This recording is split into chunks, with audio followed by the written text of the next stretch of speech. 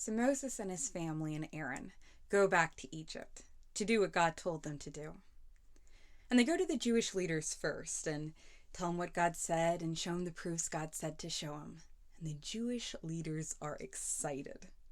And when they tell the people, they bow down with their foreheads touching the ground to thank God because they're just so happy God heard them.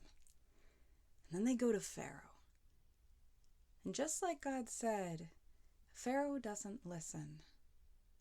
So God hits Egypt with different diseases and natural disasters 9 different times. And each time, Pharaoh agrees to set the Jewish people free, just until the disease or natural disaster stops. And then he goes back on his word.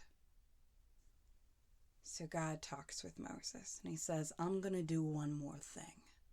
And when I'm done, Pharaoh is going to be so ready for my people to leave, he's going to force them out. So tell my people to take a lamb or a goat that's about a year old and perfect and kill it. And take the blood and put it around the outside of the doors. And then inside the house to cook the meat and eat it as a family. All packed and ready to go because things are going to go quick. Tonight I'm going to go throughout Egypt and I'm going to go in every house that doesn't have blood around the outside of the doors. And I'm going to kill all of the oldest sons in every family, in every generation, including Pharaoh's son. So every year my people are going to remember this night with a ceremony called Passover.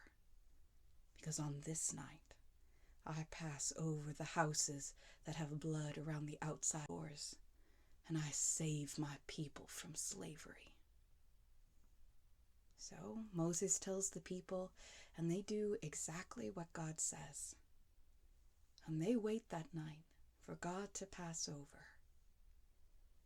And that night, God sends the angel of death throughout Egypt. And he goes in every house that doesn't have blood around the outside of the doors. And he kills all of the oldest sons in every family, in every generation, including Pharaoh's son. And the people in Egypt, they wake up in the middle of the night. And they cry and they're heartbroken because of their dead sons and fathers and grandfathers. And Pharaoh calls Moses and Aaron to him and he says, go. Just take this people and go. And Moses and Aaron do. But before they leave, God tells them to tell the people to ask the Egyptians for gold and silver jewelry and nice clothing. And just like God said, he changes the hearts of the other Egyptians so that they just load the Jewish people down with that stuff.